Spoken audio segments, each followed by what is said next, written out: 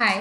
आज इस वीडियो में हम बात करेंगे हाइपरज्योमेट्रिक डिस्ट्रीब्यूशन के बारे में। तो बेसिकली हम पहले समझेंगे कि एग्जैक्टली हाइपरज्योमेट्रिक डिस्ट्रीब्यूशन होती क्या है एंड उसके बाद हम बात करेंगे उसके मीन, वेरिएंस एंड उसके एप्लीकेशंस के बारे में।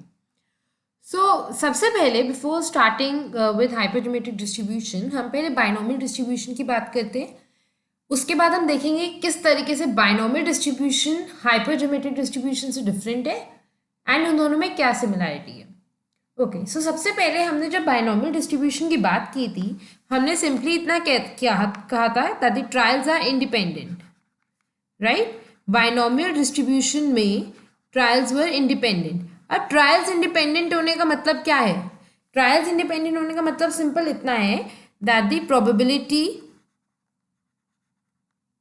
Of success remains unchanged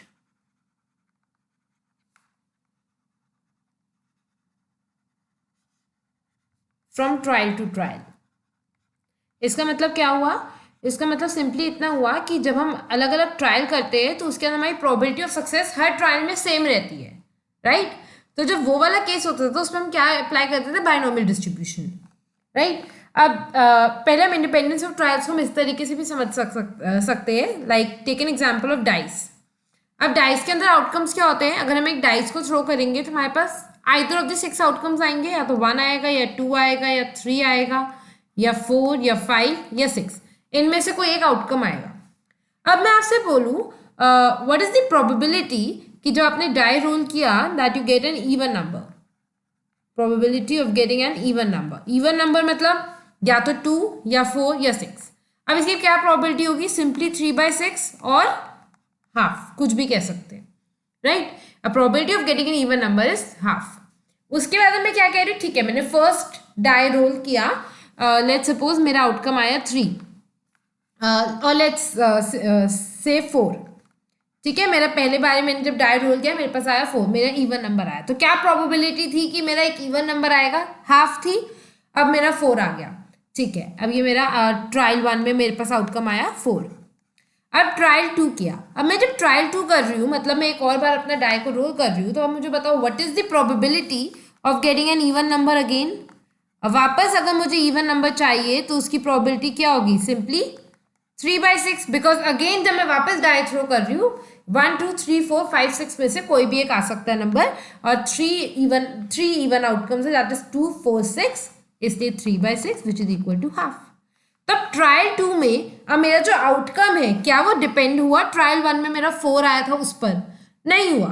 trial 2 में जो मेरा आउटकम आया या मेरी probability of even number same रहती है, हाफ, राइट। अब प्रोबेबिलिटी जो फर्स्ट ट्रायल में थी और जो प्रोबेबिलिटी जो सेकंड ट्रायल में, दोनों में सेम है, राइट। सो इसको हम कहते हैं इंडिपेंडेंस ऑफ ट्रायल्स।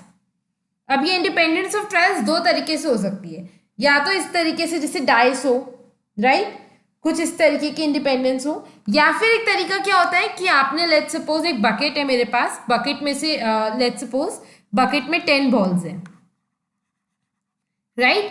अब उसके अंदर मैंने बोला 6 ब्लू बॉल्स हैं और 4 रेड बॉल्स हैं। अब मैं बोलती हूँ व्हाट इज द प्रोबेबिलिटी कि आप एक बॉल पिक कर रहे हो, what is the probability that the ball will be of blue colour और it will be a blue ball. तो ब्लू बॉल होने की प्रोबेबिलिटी अगर मुझे निकालनी है, प्रोबेबिलिटी ऑफ ब्लू बॉल, तो वो क्या होगी? Simply 6/10, right, 6/10। अब अगर मैंने पहले सपोज फिर मेरी ट्रायल 1 खत्म हो गई, अब मेरा अगर ट्रायल 1 खत्म हो गया और मैंने उसमें से लेट्स सपोज जो फर्स्ट बॉल उठाई थी वो मेरी रेड कलर की थी। अब अगर मैंने रेड कलर की बॉल निकाल दी बाहर, राइट, तो मैंने अगर रेड कलर की बॉल निकाल दी बाहर तो कितनी बॉल्स बची? 4 - 1 3 रेड बॉल्स और 6 ब्लू बॉल। टोटल बॉल्स कितनी बची? 9 बॉल्स। ये मेरा ट्रायल 1 था। अब मैं बोल रही हूँ मैं दोबारा एक बॉल पिक करूंगी। अब बताओ what is the probability of getting a blue ball. अब इस केस में जब मेरी एक रेड बॉल निकल चुका है तो उस केस में ब्लू बॉल की प्रोबेबिलिटी क्या हुई? 6/6 + 3 दैट इज 9, क्योंकि अब बकेट में सिर्फ 9 बॉल्स रह गई। So this becomes 2/3।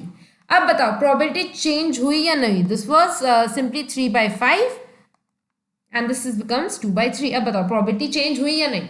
Probability change. तो इस केस में हम क्या कहते हैं, हमारी जो ट्रायल्स है वो इंडिपेंडेंट नहीं है। तो अगर हमें इन ट्रायल्स को इंडिपेंडेंट करना है तो हमें क्या करना पड़ेगा, ये जो हमने एक रेड बॉल निकाली थी ना, उसको वापस बकेट में डाल दो। अगर मैंने वापस उस रेड बॉल को बकेट में डाल दिया तो मेरी वापस 6 ब्लू बॉल्स रह जाएगी बकेट में और वापस 4 रेड बॉल्स रह जाएगी बकेट में। तो जब मैं प्रोबेबिलिटी निकालूंगी ट्रायल 2 में अपनी वापस ब्लू बॉल की, तो उस केस में प्रोबेबिलिटी सेम रहेगी। बट क्योंकि मैंने यहाँ पे बॉल को रिप्लेस नहीं किया है, इसलिए जो मेरी ट्रायल 1 और ट्रायल 2 है वो इंडिपेंडेंट नहीं रही। ट्रायल 2 में ट्रायल 1 का इम्पैक्ट आएगा, क्योंकि ट्रायल 1 में मैंने एक बॉल निकाली, उसको मैंने रिप्लेस नहीं किया। सो उस केस में जो मेरी ट्रायल 2 है उसमें probability of success is getting changed. तो क्योंकि मेरी प्रोबेबिलिटी ऑफ सक्सेस चेंज हो रही है, इसलिए ये ट्रायल्स इंडिपेंडेंट नहीं है, राइट। और जब हमें बाइनोमियल डिस्ट्रीब्यूशन अप्लाई करना होता है, राइट, तो जब हमें बाइनोमियल डिस्ट्रीब्यूशन अप्लाई करना था उस केस के अंदर ये तो हमें चाहिए था कि हमारी ट्रायल्स इंडिपेंडेंट हो। तो इन that case I am saying कि या तो डाइस की तरह जिसके अंदर ट्रायल्स इंडिपेंडेंट है, या फिर अगर हमने एक बॉल बाहर निकाली हम उसको वापस बकेट में डाल देंगे, फिर अगर हम प्रोबेबिलिटी निकाल रहे हैं तो हमारी वापस ट्रायल्स इंडिपेंडेंट है एंड हम उसके अंदर फिर बाइनोमियल डिस्ट्रीब्यूशन अप्लाई कर रहे हैं। लेकिन इस केस में जब हमने बॉल को रिप्लेस नहीं किया था, मतलब हमने एक बॉल बाहर निकाल दी फिर उसको बाहर ही छोड़ दिया, तो उस केस में क्या ट्रायल्स इंडिपेंडेंट नहीं रही ना, बिकॉज प्रोबेबिलिटी तो चेंज हो रही है with each trial, probability of success तो चेंज हो रही है। So in that case we apply hyper geometric distribution, right.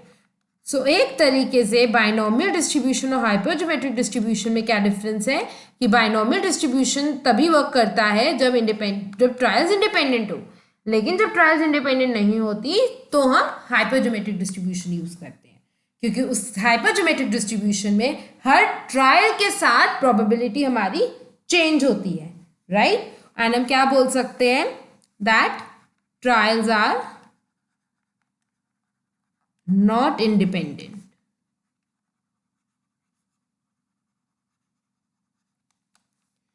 Clear, ये चीज बहुत सिंपल है। तो यही एक डिफरेंस है हाइपर ज्योमेट्रिक डिस्ट्रीब्यूशन और बाइनोमियल डिस्ट्रीब्यूशन में। अदरवाइज दोनों में कोई डिफरेंस नहीं है, it's just that the trials are independent और नॉट। अच्छा, अब इसको अगर हम इसको इलस्ट्रेट करना चाहे यूजिंग सम फिगर्स, तो लेट्स सी कि हम कैसे कर सकते हैं। उसी की हेल्प से हम हाइपर ज्योमेट्रिक डिस्ट्रीब्यूशन के प्रोबेबिलिटी निकालने के फॉर्मूला पे ड्राइव करेंगे। तो सबसे पहले let's suppose n represents the population size. Population size, let's suppose, is represented by n, right?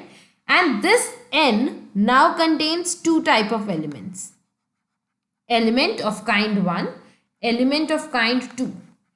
n1 represents the number of elements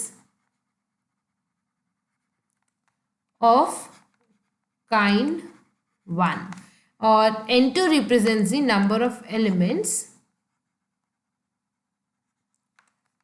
of kind 2. तो एक तरीके से आप ऐसे भी समझ सकते हो, आपकी एक बकेट है जिसमें total n number of balls है, n1 are red balls and n2 जो है आपकी नंबर ऑफ ब्लू बॉल्स है।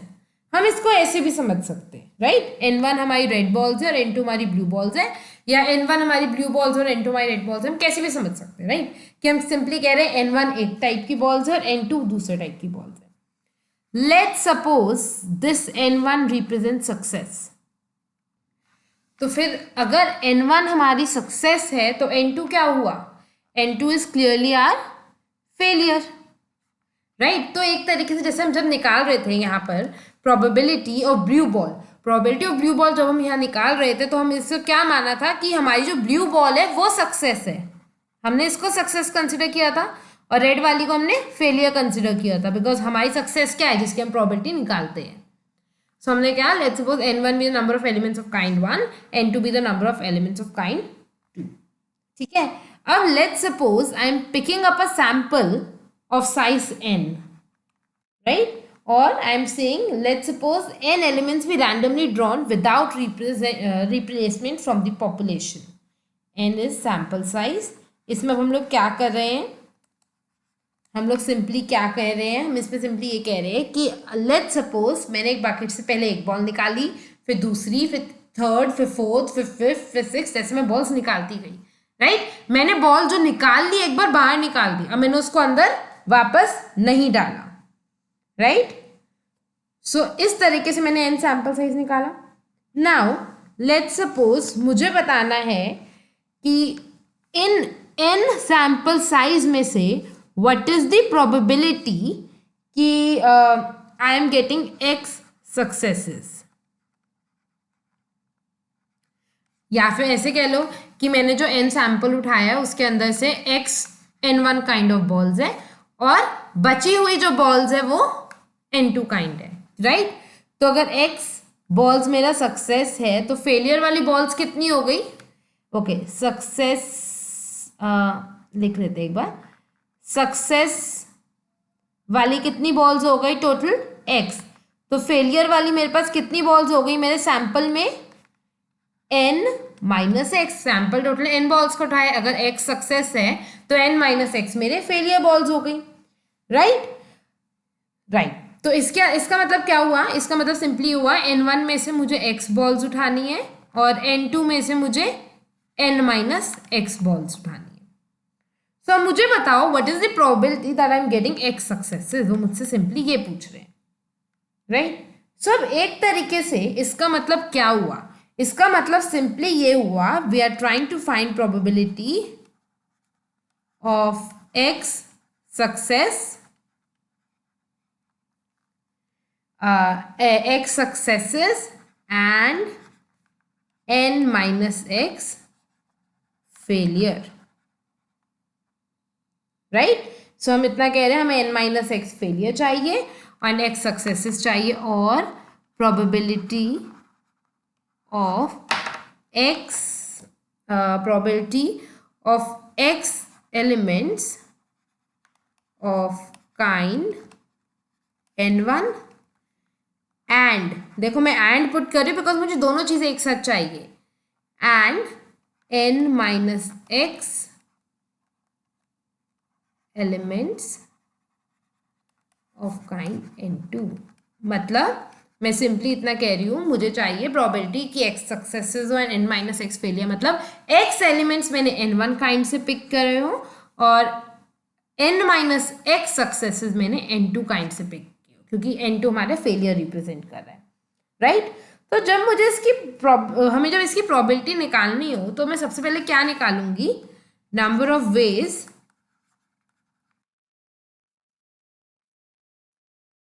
इन विच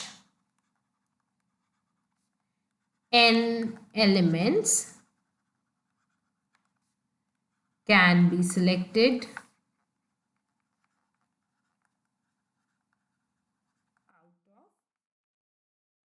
total of n, right elements. मतलब अगर सबसे पहले बताओ कितने वेज में मैं अपना एक सैंपल पिक कर सकती हूँ out of the capital n elements का पॉपुलेशन साइज, मतलब मैं अपने पॉपुलेशन में से कितने वेज में अपना सैंपल उठा सकती हूँ।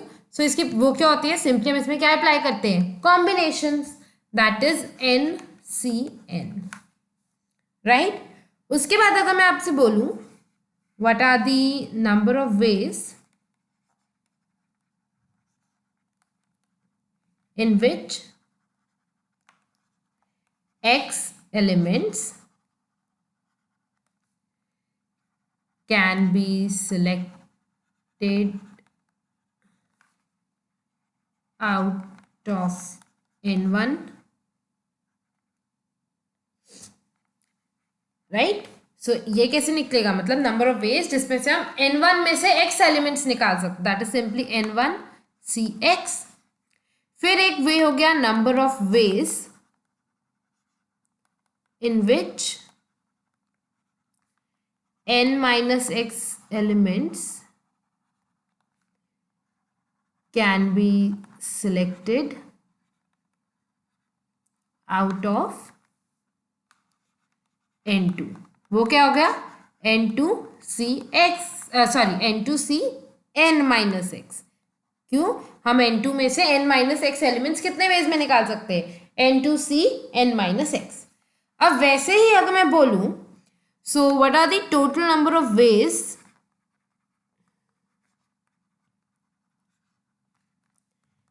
in which x elements can be selected from out of n1 and n minus x out of n2। अगर मुझे ये निकालना हो तो ये कैसे होगा? हम सिंपली इसको और इसको मल्टीप्लाई कर देंगे, that is n1 C x multiplied by n2 C n minus x. मतलब कितने नंबर ऑफ वेज में हम x एलिमेंट्स n1 से निकालेंगे and n minus x elements n2 से निकालेंगे। सो अगर अब हमें बताना हो कि क्या प्रोबेबिलिटी आएगी of selecting x elements out of n1 and n minus x elements out of n2, तो हम वो कैसे निकालेंगे? या फिर simply probability of x successes, right, and n minus x failures. अगर आप ये ना भी लिखो ना n माइनस एक्स फेलियर्स, तब भी ये क्लियर है, बिकॉज अगर x सक्सेसेस है तो इसका मतलब n माइनस एक्स फेलियर्स है। तो हम ये कैसे करेंगे? Simple, n1 C x multiplied by n2 C n minus x, this whole divided by number of ways out of which n elements can be selected out of total n elements. So this is n c n, right? Or you can also write this as like this, n1, let me write down very neatly, n1 c x into n2 c n minus x, right, upon n c n। तो इस तरीके से हम अपनी probability of success निकाल सकते हैं, right? I hope सबको क्लियर हो गया हमने किस तरीके से फॉर्मूला डिराइव किया है। So now let's talk about mean and variance. So before talking about mean and variance हम कुछ सिंबल्स बना लेते हैं जो हमें ऑलरेडी पता है। N was our population sample size, capital N, small n हमारा वैसे क्या capital N, and small n is our sample size, x represents our successes, n minus x is our failure. So let's continue with it, and n1 हमारे success elements है, n2 हमारे failure elements है। So अगर हमें mean निकालना हो तो mean क्या होगा? simple n n1 upon n।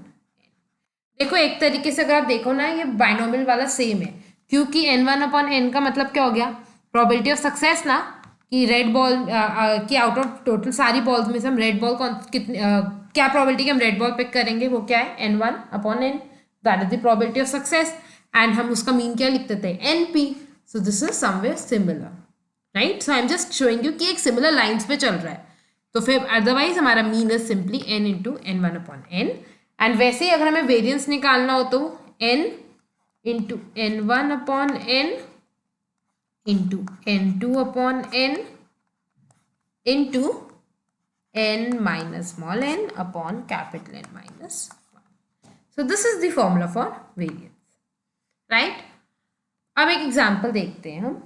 A set of 10 tubes is received which is known to contain 3 defectives। मतलब टोटल 10 ट्यूब्स है, तो एक से हम लिखते रहते हैं, पॉपुलेशन साइज हमारा 10 है, 3 आर डिफेक्टिव। अभी देखो अभी कुछ नहीं पता कि हम किसको सक्सेस ले किसको फेलियर, इसलिए हम कुछ नहीं लिख रहे, ठीक है, इसके बारे में। तो if a sample of 3 tubes is taken randomly, अब सैंपल 3 ट्यूब्स मतलब small n is 3, what is the probability that will consist of 2 good tubes and 1 defective tube, right? अब 2 गुड ट्यूब बतानी है और 1 डिफेक्टिव बनानी है। अब आप इस चीज को देखो, आप कोई भी मान सकते हो सक्सेस, इससे कोई फर्क नहीं पड़ेगा, बिकॉज एनी डे कॉम्बिनेशंस बना रहे हैं, राइट? तो इसमें कोई फर्क नहीं पड़ेगा। उसके बाद देखो क्या है, also find expectation and variance, I am adding this to the question, also find expectation and variance of good tubes. अगर मैं अब ये क्वेश्चन में डाल रही हूँ तो इसका मतलब वेरियंस और एक्सपेक्टेशन मुझे गुड ट्यूब्स ही निकालनी है, मतलब मैं सक्सेस को गुड ट्यूब्स कंसिडर कर रही हूँ, येस और नो, राइट? तो मैं क्योंकि सक्सेस को गुड ट्यूब्स कंसिडर कर रही हूँ तो मैंने n1 को क्या लिखा? गुड ट्यूब्स कितनी है? 7, दैट इज गुड ट्यूब्स, और N2 इज फिर मेरा बचा हुआ defective tube, that is 3 defective tube. देखो मैंने कैसे डिसाइड किया, अब मैं जब सिर्फ प्रोबेबिलिटी निकाल रही हूँ ना, तब इससे फर्क नहीं पड़ता मैं किसको सक्सेस कंसिडर कर रही हूँ किसको फेलियर, बिकॉज हम दोनों ही कॉम्बिनेशंस को मल्टीप्लाई कर रहे हैं। लेकिन जब एक्सपेक्टेशन निकाल रही हूँ तो मुझे ये देखना पड़ेगा कि मैं एक्सपेक्टेशन किस चीज की निकाल रही हूँ, गुड ट्यूब्स की या डिफेक्टिव ट्यूब्स की, right. So question is saying what is the probability that will consist of 2 good tubes and 1 defective tubes, right? So अगर हम सीधे इस फॉर्मूले पे जाए, right? So this is simply probability of getting 2 good tubes and 1 defective tubes, right? So 2 good tubes and 1 defective tube.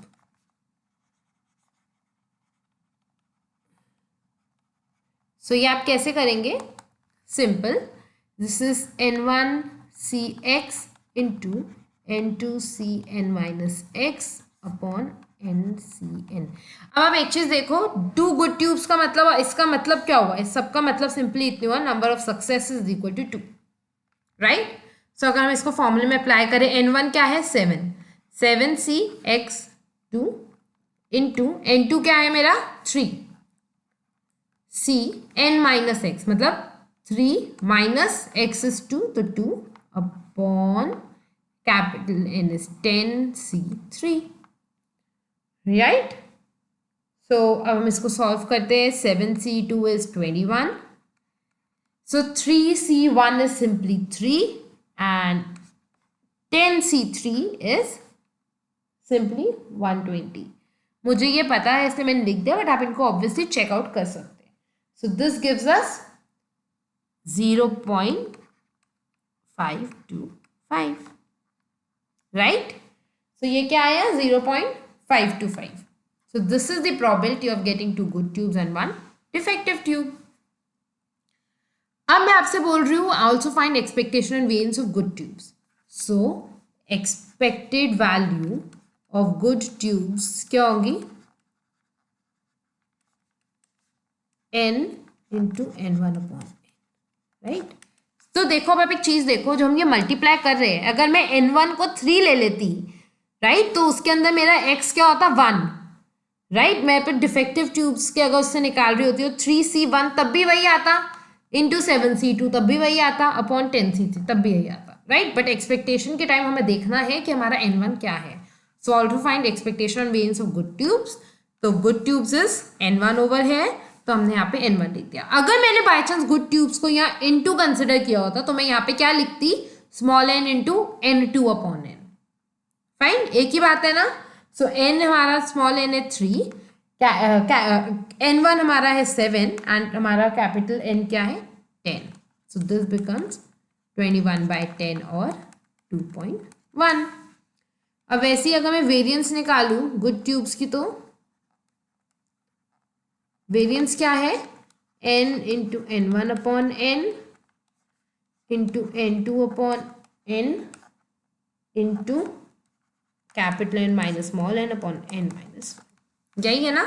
अब मेरा small n is 3, N1 upon n is 7/10, N2 upon n क्या है, N2 is 3, so this is 3/10, capital N is 10 minus small n is मेरा 3 upon n minus 1 मतलब 10 minus 1। अब इसको solve कर लेते, 3 into 7/10 into 3/10 into 7 upon 9, so this cancels out and this is 49/100 मतलब 0.49।